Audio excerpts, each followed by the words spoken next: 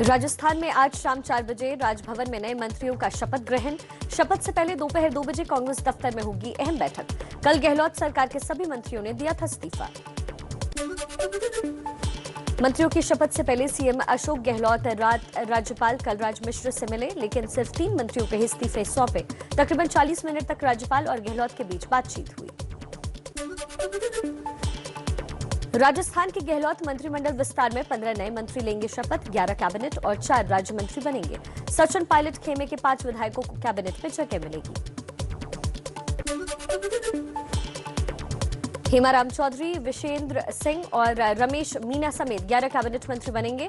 तो जाहिदा, ब्रजेश सिंह ओला, राजेंद्र गूढ़ा और मुरारी लाल मीना राज्य मंत्री बनेंगे। पीएम मोदी के यूपी दौरे का तीसरा और आखिरी दिन। लखनऊ में ऑल इंडिया डीजीपी कॉन्फ्रेंस में आज लगातार दूसरे दिन शामिल होंगे। शाम 4:30 बजे लखनऊ से दिल्ली लौटेंगे। यूपी चुनाव के लिए समाजवादी पार्टी और आरएलडी में सीटों के बंटवारे पर नहीं बनी बात। सूत्रों के मुताबिक आरएलडी 50 सीटों की मांग कर रही थी। अखिलेश की पार्टी 32 सीट ही देना चाहती थी। आज फिर उत्तराखंड के दौरे पर होंगे दिल्ली के सीएम अरविंद केजरीवाल। दोपहर 2 बजे हरिद्वार में रोड शो करेंगे। शाम को पार्टी कार्यकर्ता और पदाधिकारियों के साथ अहम बैठक करेंगे। गोवा में ममता की पार्टी टीएमसी को मिली ताकत। पूर्व विधायक और गोवा फॉरवर्ड पार्टी के कार्यकारी अध्यक्ष किरण कंदोलकर पत्नी के साथ टीएमसी में शामिल हुए। एबीपी न्यूज सी वोटर का साप्ताहिक सर्वे। 40% वोट के साथ एनडीए सबसे आगे, लेकिन हफ्ते भर में हो रहा है एनडीए को 1% वोट का नुकसान। समाजवादी पार्टी को 1% का फायदा। एबीपी न्यूज सी वोटर के सर्वे में सीएम के लिए योगी यूपी वालों की पहली पसंद। 43% के साथ नंबर 1 पर योगी। अखिलेश 31% लोगों की पसंद। यूपी पुलिस की बिगड़ी छवि का योगी सरकार को हो सकता है नुकसान। एबीपी न्यूज के सर्वे में शामिल 61% लोगों का अनुमान। सर्वे में शामिल 46% लोग योगी सरकार से नाराज, बदलाव के पक्ष में। 29% लोग नाराजगी के बाद भी बदलाव के पक्ष में नहीं।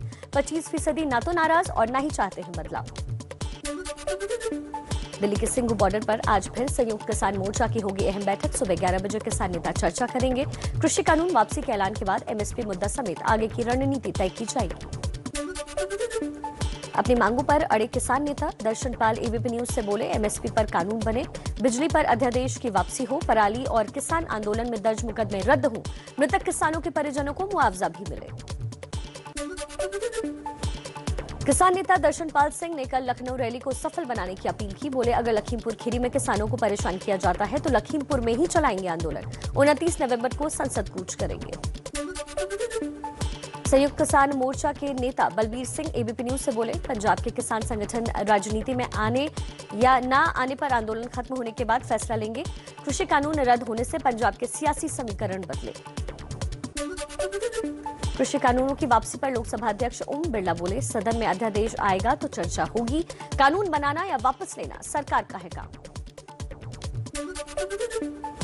यूपी के बीजेपी सांसद वरुण गांधी ने पीएम मोदी को लिखी चिट्ठी। एमएसपी पर गारंटी कानून बनाने समेत दूसरी मांगों पर भी फौरन फैसला लेने की मांग की। कृषि कानूनों की वापसी पर दिल्ली, मुंबई समेत पूरे देश में कांग्रेस ने किसान विजय दिवस मनाया, सभाएं की, कैंडल मार्च निकाला। कहा, पीएम मोदी पर जनता को अब यकीन नहीं। केंद्रीय मंत्री कौशल किशोर बोले, विपक्ष इस गलत फहमी में ना रहे कि कृषि कानून वापस हो गए तो सीएए, एनआरसी भी वापस हो जाएंगे।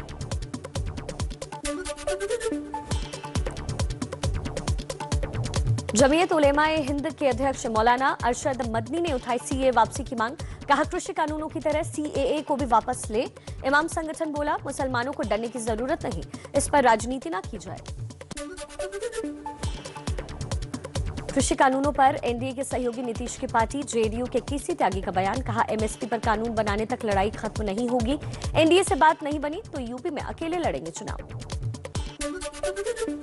तेलंगाना के सीएम के चंद्रशेखर राव ने आंदोलन में मारे गए किसानों को 3-3 लाख रुपए मुआवजा देने का ऐलान किया। केंद्र से 25-25 लाख रुपए देने की मांग की।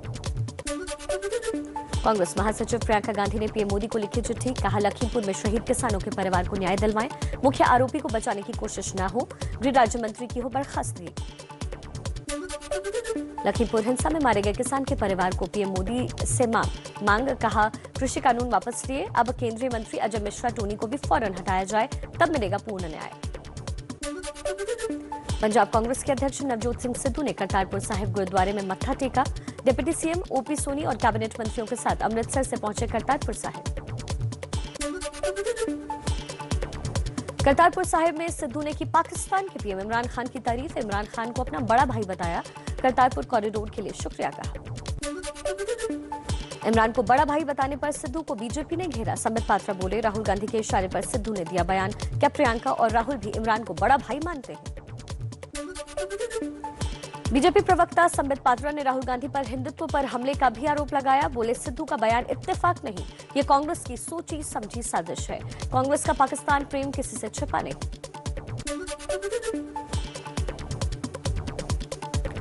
बीजेपी सांसद गौतम गंभीर का भी सिद्धू के इमरान वाले बयान पर निशाना। कहा, इससे शर्मनाक बयान नहीं हो सकता। कश्मीर में शहीद जवानों के बारे में सिद्धू ने एक शब्द भी नहीं बोला। पलटवार, कहा, ताली दोनों हाथ से बजती है। मैं बड़े मुद्दों की बात करता हूं, लोग छोटी छोटी बातों में रह जाते हैं। मुद्दे को भटकाने की कोशिश ना।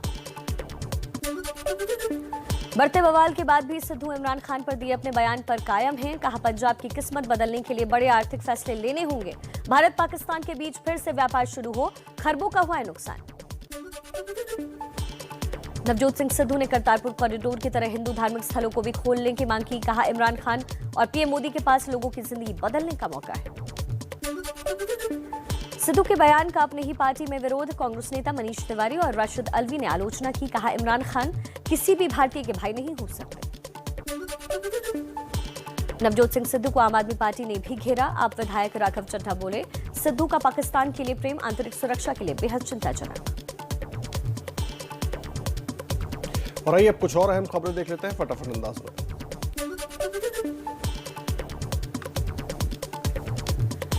पंजाब के सीएम चरणजीत चन्नी का केंद्र सरकार पर निशाना। बोले, मोदी सरकार ने पेट्रोल डीजल को महंगा कर रखा है। हमने घटाए टैक्स। पंजाब की जनता की जो भी मांगे हैं उन्हें पूरा करेंगे।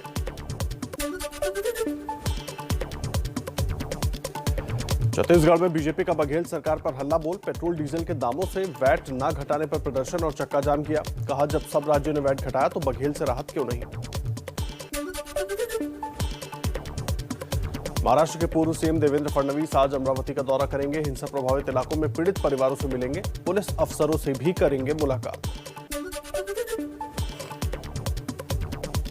पीडीपी अध्यक्ष महबूबा मुफ्ती का बीजेपी पर बड़ा आरोप। बोली, घाटी में सच बोलने नहीं दिया जाता, सच बोलने वालों को भेजा जा रहा है जेल। जम्मू कश्मीर कांग्रेस के नेता गुलाम अहमद मीर का बीजेपी पर आरोप। कहा, परिसीमन के आड़ में चुनाव टाल रही है बीजेपी, क्योंकि अभी चुनाव हो गए तो बीजेपी का खाता भी नहीं खुलेगा।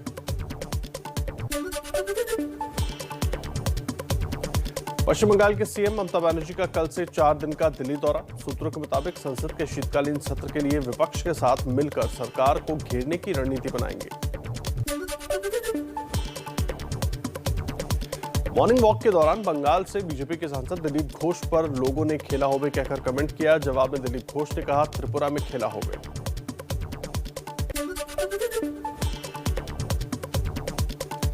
महाराष्ट्र में मंत्री नवाब मलिक और एनसीबी अफसर समीर वानखेड़े परिवार के बीच विवाद और बयानबाजी जारी। अब नवाब की बेटी नीलूफर ने वानखेड़े की शादी का कार्ड जारी कर मुस्लिम होने का दावा किया।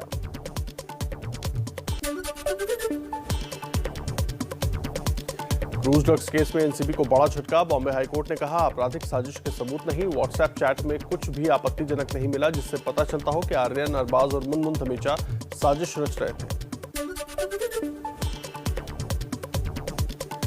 बॉम्बे हाईकोर्ट के बयान पर एनसीपी नेता नवाब मलिक की प्रतिक्रिया। बोले, हाईकोर्ट ने साफ कर दिया है कि आर्यन का मामला वसूली और किडनैपिंग का नहीं था।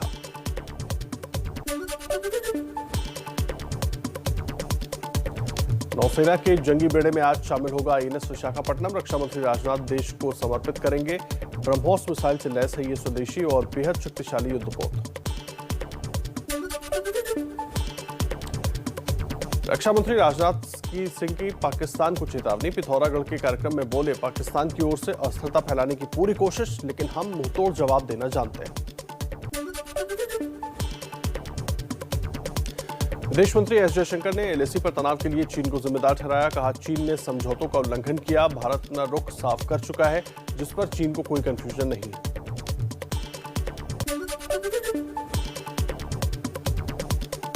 राहुल गांधी का चीन को लेकर मोदी सरकार पर फिर निशाना, ट्वीट करके कहा देश की जमीन पर चीनी कब्जे का भी सच स्वीकार करे सरकार।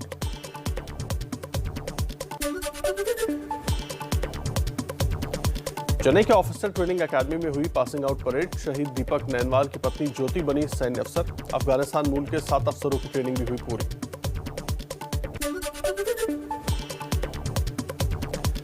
दक्षिण कश्मीर के कुलगाम में सुरक्षा बलों ने हिजबुल कमांडर मुदासिर को ढेर किया। मुठभेड़ के दौरान फंसे स्कूली बच्चों समेत 60 लोगों को सुरक्षित भी निकाला गया। सर्च ऑपरेशन अभी भी जारी।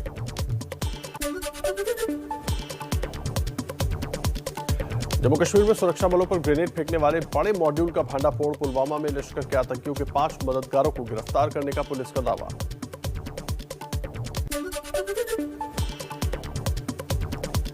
मुंबई से लगे ठाणे के भिवंडी से 9 बांग्लादेशी नागरिक नकली पैन कार्ड और आधार कार्ड के साथ गिरफ्तार। गैर कानूनी तरीके से लंबे वक्त से देश में रह रहे थे।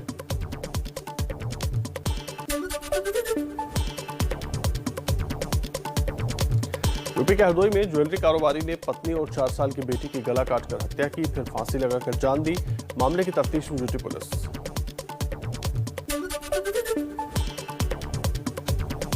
राजस्थान के जोधपुर में आपसी दुश्मनी में बदमाशों ने तेज रफ्तार स्कॉर्पियो से बाइक सवार 2 लोगों को उड़ाया।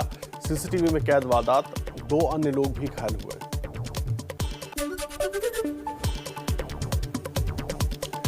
दिल्ली में बढ़ते प्रदूषण को देखते हुए डीडीएमए का अहम फैसला, मेट्रो और बसों में खड़े होकर यात्रा करने की भी मंजूरी। मेट्रो के हर कोच में 30 यात्री खड़े हो सकते हैं।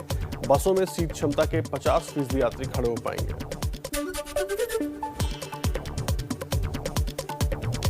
अमेरिकी अंतरिक्ष एजेंसी नासा की रिपोर्ट के मुताबिक दिल्ली एनसीआर में प्रदूषण के लिए पराली ही जिम्मेदार।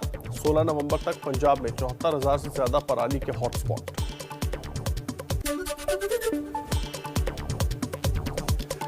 राष्ट्रपति रामनाथ कोविंद ने 2021 के स्वच्छ सर्वेक्षण पुरस्कारों का ऐलान किया। इंदौर लगातार 5वें साल देश का सबसे साफ शहर, सूरत दूसरे और आंध्र का विजयवाड़ा तीसरे नंबर पर। लगातार 5वें साल देश का सबसे साफ शहर चुने जाने पर इंदौर में लोगों ने मनाया जश्न। सीएम शिवराज सिंह ने भी दी बधाई। गंगा किनारे बसे शहरों में यूपी के वाराणसी ने जीता पहला पुरस्कार। देश भर के 150 गंगा किनारे बसे शहरों को सर्वेक्षण में शामिल किया गया था।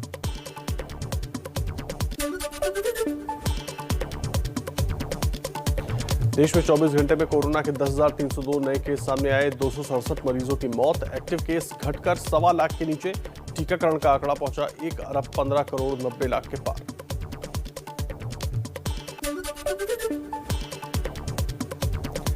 दिल्ली में येलो लाइन पर राजीव चौक से केंद्रीय सचिवालय तक आज सुबह 7:30 बजे तक नहीं चलेगी मेट्रो। मेंटेनेंस का हो रहा है काम। पटेल चौक स्टेशन भी बंद, लेकिन मुफ्त फीडर बसें मिलेंगी। दिल्ली से गुरुद्वारा कमेटी ने अभिनेत्री कंगना रनौत के खिलाफ पुलिस में शिकायत दर्ज कराई। सिखों को आतंकी कहने और महात्मा गांधी के अपमान का कंगना पर आरोप।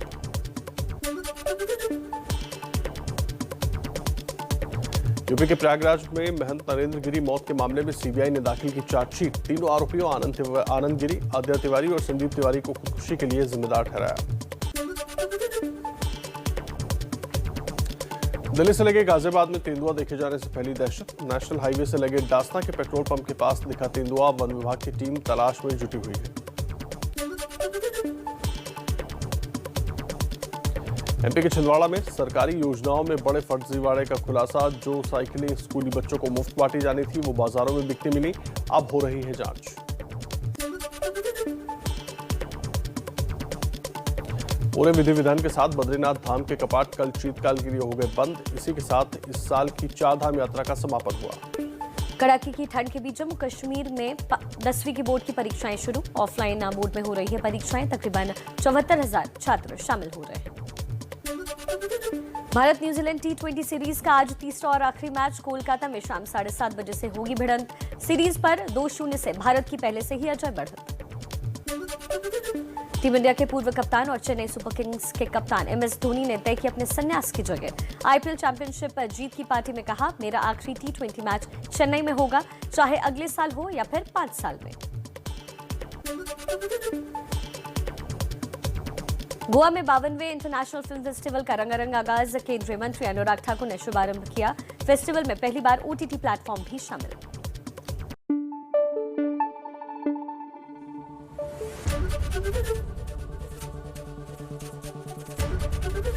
एबीपी न्यूज आपको रखे आगे।